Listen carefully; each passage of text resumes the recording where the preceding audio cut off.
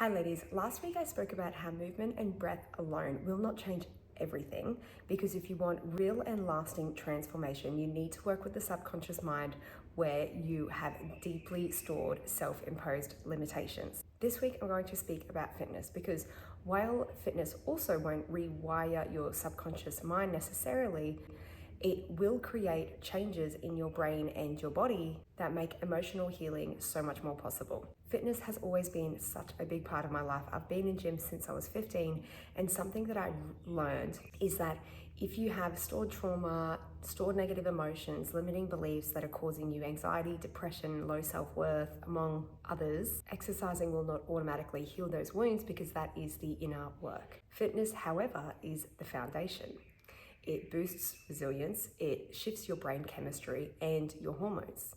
It creates an internal environment that can allow that healing to actually stick. I want to go a little bit into the science of this. What does the science say about fitness and our hormones? 20 minutes of moderate exercise each day will boost endorphins, which are natural painkillers and mood elevators.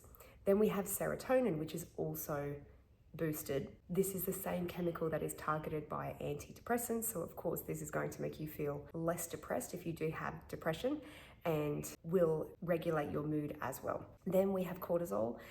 Exercising regularly will lower your baseline cortisol levels, which is your main stress hormone. We have dopamine. Dopamine is our motivation, reward, and focus hormone.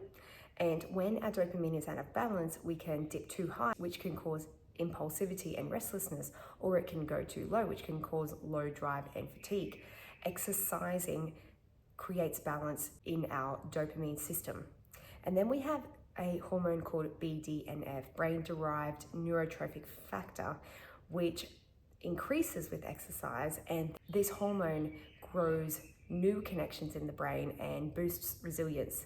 So there is a big payoff for exercising when it comes to our emotional wellness. There are endless studies to back this up, but one massive study that I will talk about that was done in the University of South Australia on 128,000 participants showed that exercising was 1.5 times more effective than counseling and medications on reducing depression, anxiety, and distress. So what does this look like in your day? While fitness may not rewire your subconscious mind, it is going to lower your stress, lift your mood, boost your energy, and help you focus. And when you feel calmer, clearer, and stronger, you actually have the capacity to do the deeper inner work. If you think of it like this, subconscious healing is like changing the software, but engaging in regular physical activity is upgrading the hardware so that the software can actually run. I want to give you a few practical tips that really help me to maintain a consistent routine when it comes to physical exercise in my life.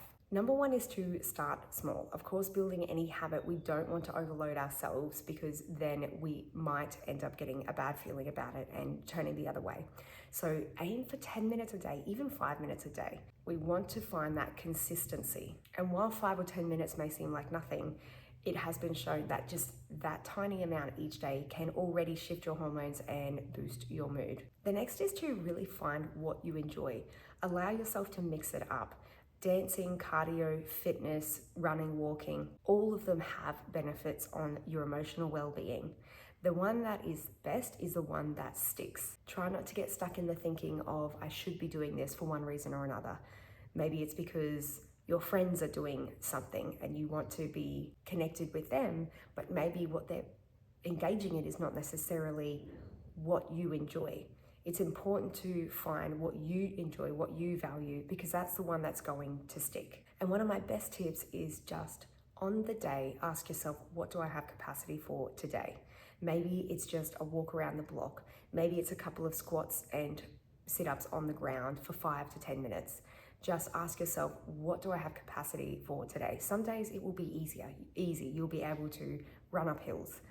But other days you just need to take it easy, check in with yourself and ask, what are you willing to do? What do you have the energy and the time for today? And the next is to bring in the context. Where do you enjoy being? Maybe if you're a nature person, it might mean exercising outside, hiking, walking in nature, or even finding a patch of grass and doing a circuit there. It's important to bring in all of these elements because you want to find something that sticks. That's what's most important. Most of us give up when we set these goals because we're not setting them right. So ask yourself, what do I enjoy doing most? Where do I enjoy doing it? What do I have time for? Where does it make sense to do it in my day? Bring in the context and try not to ruminate. If you find yourself overthinking about it and not feeling good because you're getting stuck in a negative thought pattern, just pick something and do it. Because the more that you think about it, the more that you're telling your brain that it's not safe. So quick action is best. This is going to help you build the habit quicker. So no, fitness will not give you the subconscious healing that you're probably after, but what it will do is it will give you clarity, it will boost your energy, it will give you the emotional stability that you need to go and do that inner healing. And when you combine movement with the subconscious work, that's where real amazing transformations happen. So move your body, but not just for fitness, for your mind and for your emotional wellness.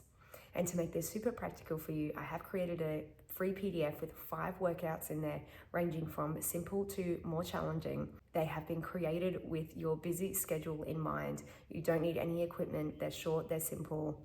You can do them from home.